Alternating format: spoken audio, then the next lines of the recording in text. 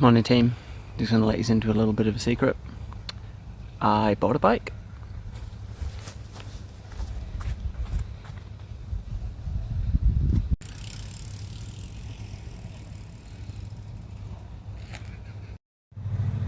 Yes guys, that is right. So I got my bike, got it a few weeks ago, super stoked with it.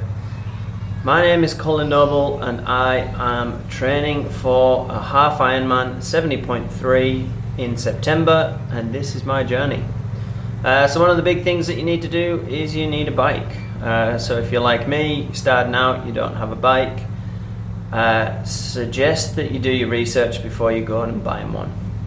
The other big thing that I would suggest is reach out to anybody that you know that cycles or has done triathlons, Ironmans, cycles on the road.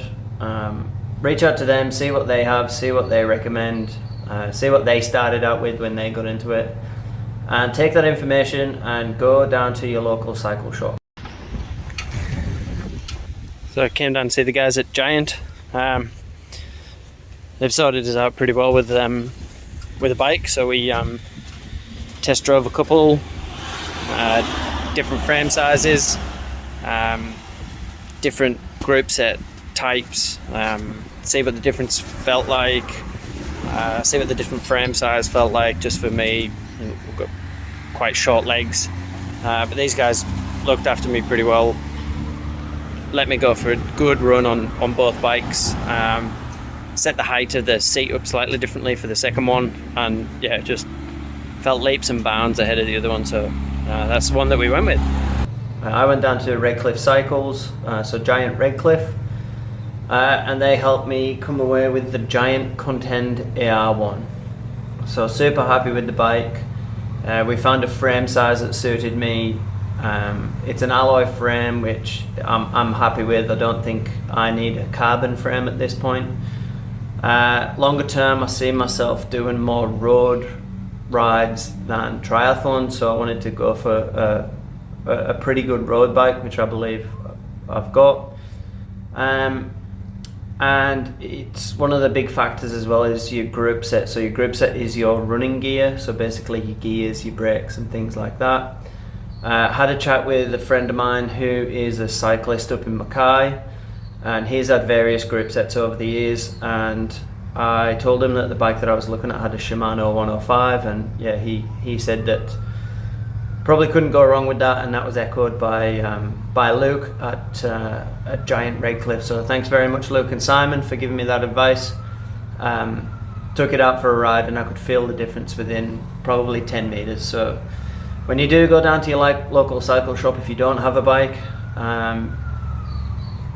first and foremost, tell them your budget, tell them what you're looking at, and then from there you kind of just try and get the best bang for your buck. So I'm super stoked with the bike that I've got, probably a couple of $100 more than what my budget was. So I set my budget at $2,000, but when I seen the bike that I could get for a couple of $100 more, then I was quite happy to take that budget a little bit further out. So it's not going to be the case for everybody, but it was for me, so that's what I done, and super happy that I got it. So had a couple of rides on it now, which is good.